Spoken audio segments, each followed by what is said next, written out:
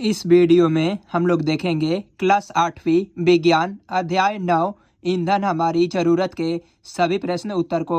चलिए इस वीडियो को शुरू करते हैं। अभ्यास का सभी प्रश्न उत्तर यहाँ पे दिया गया है। क्वेश्चन नंबर 1, रिक्त स्थानों की पूर्ति कीजिए।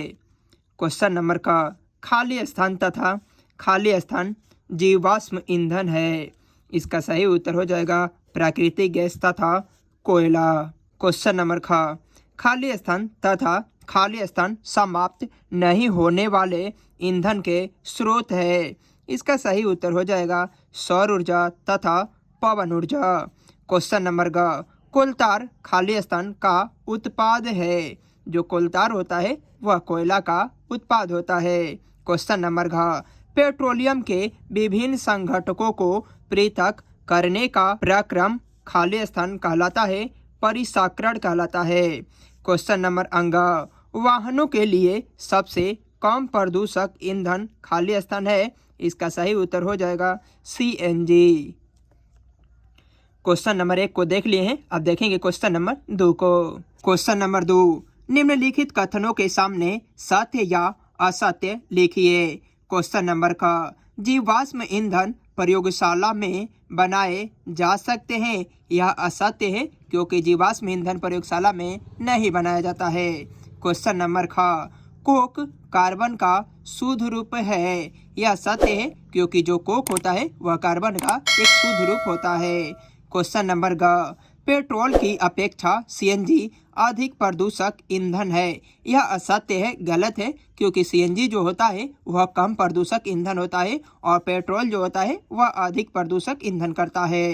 क्वेश्चन नंबर घ, बरौनी में तेल का कुआं है। यह सत्य है क्योंकि बरौनी में तेल शोधक कारखाना है। क्वेश्चन नंबर अंग, कोलतार विभिन्न पदार्थों का मिश्रण है। यह भी सत्य है क्योंकि जो कोलतार होता है वह लगभग 200 पदार्थों का मिश्रण होता है। क्वेश्चन नंबर 3, कोयला किस प्रकार बनता है। इसका उत्तर में हम लोग लिखेंगे। इसका उत्तर यहाँ पे दिया गया है कि लगभग 300 मिलियन वर्ष पूर्व पृथ्वी पर निचली जलीय क्षेत्रों में घने वन थे। बाढ़, भूकंप इत्यादि जैसे प्राकृतिक क्रियाओं के कारण ये वन मिट्टी के नीचे दब गए। इनके ऊपर अधिक मिट्टी जम जाने के कारण वे संपीड़ित हो गए। जैसे जैसे वे गहरे होते गए उनका ताप भी बढ़ता गया। उच्च दाब और उच्च ताप पर वायु की अनुपस्थिति में औषधि शैले की परतें के बीच में मृत वनस्पति ऊतक भी सुरक्षित रहा। निरंतर धीरे धीरे दबाव पड़ते रहने के कारण पौधे पीट में बदल गए और फिर लिग्नाइट और उसके बाद कोयले में बदल गए। इसका उत्तर यहाँ से लेकर यहाँ तक हम लोग लिख लेंगे। अब क्वेश्चन नंबर 4 को हम लोग देखेंगे। जीवाश्म ईंधन समाप्त होने वाले प्राकृतिक संसाधन क्यों है। इसका उत्तर में हम लोग लिखेंगे क्योंकि जीवाश्म ईंधन जीवों व वनस्पतियों के अवशेष से लाखों वर्षों में बना है और इसे दोबारा बनने में फिर से लाखों वर्ष लगेंगे। अतः यह समाप्त होने वाला प्राकृतिक संसाधन है। क्वेश्चन नंबर 5, ईंधन कितने प्रकार के होते हैं। इसका उत्तर में हम लोग लिखेंगे उत्पत्ति के आधार पर ईंधन 2 प्रकार के होते हैं, एक प्राथमिक ईंधन और एक द्वितीयक ईंधन। प्राथमिक ईंधन के अंतर्गत लकड़ी, कोयला, तेल, पेट्रोलियम इत्यादि, जबकि द्वितीयक ईंधन के अंतर्गत चारकोल, कोक, रसोई गैस इत्यादि।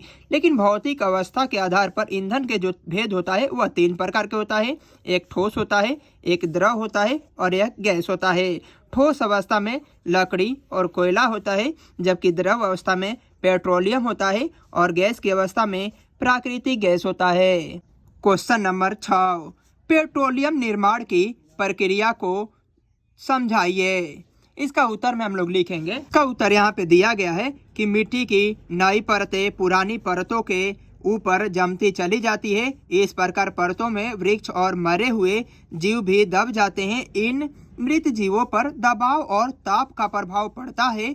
मरे हुए समुद्री प्राणी भी समुद्र की तली में जमा हो जाते हैं। मिट्टी और रेत भी समुद्र की तली में बैठ जाते हैं। इस प्रकार मृत समुद्री प्राणियों की परतें अजैव तलछट के साथ दब जाती है। इन पर बहुत भारी दबाव पड़ता है। धीरे धीरे लाखों वर्ष में वायु की अनुपस्थिति, उच्च ताप और उच्च दाब में प्राणियों के मृत शरीर पेट्रोलियम में बदल जाते हैं। इसका उत्तर में हम लोग यहाँ से लेकर यहाँ तक लिख लेंगे। क्वेश्चन नंबर 7, कोयला के विभिन्न उत्पादों के अभिलक्षणों एवं उपयोगों का वर्णन कीजिए। इसका उत्तर में हम लोग लिखेंगे, यहाँ पे एक दिया गया है कोक। कोयले को वायु की अनुपस्थिति में गर्म करने पर कोक प्राप्त होता है। यह एक कठोर, सरंध्र और काला पदार्थ है। यह कार्बन का लगभग शुद्ध रूप है। कोक का उपयोग इस्पात के औद्योगिक निर्माण और बहुत से धातुओं के निष्कर्षण में किया जाता है। कोक के बाद यहाँ पे कोलतार दिया गया है। कोलतार के बारे में भी लिख लेंगे हम लोग कि दूसरी परख नली में जमा भूरे काले गाढ़ा द्रव को कोलतार कहते हैं। इसका गंध अप्रिय होता है। यह लगभग 200 पदार्थों का मिश्रण होता है। कोलतार से प्राप्त उत्पादों का उपयोग प्रारंभिक पदार्थों के रूप में दैनिक जीवन में काम आने वाले विभिन्न पदार्थों के औद्योगिक निर्माण तथा औद्योगिक जैसे संश्लेषित रंग, औषधि, विस्फोटक, सुगंध, प्लास्टिक, पेंट, फोटोग्राफिक सामग्री, छत निर्माण सामग्री आदि में होता है। इसका उत्तर में यहाँ से लेकर यहाँ तक लिख लेंगे। और यहाँ पे दिया गया है कोयला गैस। कोयले के प्रक्रमण द्वारा कोक बनाते समय चित्र में दूसरी परख नली से कोयला गैस प्राप्त होती है। यह कोयला प्रक्रमण संयंत्रों से निकट स्थापित बहुत से उद्योगों में ईंधन के रूप में उपयोग किया जाता है। यहाँ से लेकर यहाँ तक लिख लेंगे। क्वेश्चन नंबर 8, एलपीजी और सीएनजी का ईंधन के रूप में उपयोग करने से क्या लाभ है? इसका उत्तर में हम लोग लिखेंगे, एलपीजी और सीएनजी में सबसे अधिक प्रदूषण एलपीजी में होता है, जबकि कम प्रदूषण सीएनजी में होता है। इसलिए सीएनजी एक स्वच्छ ईंधन है। क्वेश्चन नंबर 9, सूर्य के प्रकाश एवं वायु को ईंधन के रूप में उपयोग करने से क्या लाभ है? इसका उत्तर में हम लोग लिखेंगे, सूर्य का प्रकाश, वायु, जल से भी ईंधन प्राप्त किया जा सकता है। ये संसाधन प्राकृतिक में असीमित मात्रा में उपस्थित है और मानवीय क्रियाकलापों से समाप्त होने वाले नहीं है। अतः यह आवश्यक है कि हम सूर्य के प्रकाश, वायु और जल से प्राप्त ईंधन का उपयोग अधिक से अधिक मात्रा में करने का प्रयास करें और प्राकृतिक से प्राप्त ईंधन जैसे जीवाश्म ईंधन का उपयोग तभी करें जब नितांत आवश्यक हो। इसके परिणाम स्वरूप हमारी आने वाली पीढ़ी को ईंधन के लिए कठिनाई का सामना नहीं करना पड़े। पर्यावरण बेहतर बनेगा, विश्व उष्मन का कम खतरा रहेगा और ईंधन की उपलब्धता लंबे समय तक रहेगी। क्वेश्चन नंबर 10, भारत में तेल क्षेत्र कहाँ कहाँ पाए जाते हैं? इसका उत्तर में हम लोग लिखेंगे, देश में तेल क्षेत्र कहाँ कहाँ से प्राप्त किए जाते हैं? हमारे देश में तेल पैदा करने वाले क्षेत्र और कटिया, मोराम में, गुजरात अंकलेश्वर में, मुंबई हाई समुद्र तल में और जगह तेल की खोज की जा रही है। बिहार में तेल शोधक कारखाने कहाँ है? बिहार में बरौनी में तेल शोधक कारखाना है। भारत में तेल शोधक कारखाना कहाँ कहाँ है? इसका उत्तर में हम लोग यहाँ से लेकर यहाँ तक लिख लेंगे। इस प्रकार हम लोगों ने इस वीडियो में अध्याय 9 ईंधन हमारी जरूरत के सभी प्रश्न उत्तर को देख लिए हैं। मिलते हैं नेक्स्ट वीडियो में पाठ 10 विद्युत धारा के रासायनिक प्रभाव के सभी प्रश्न उत्तर के साथ में।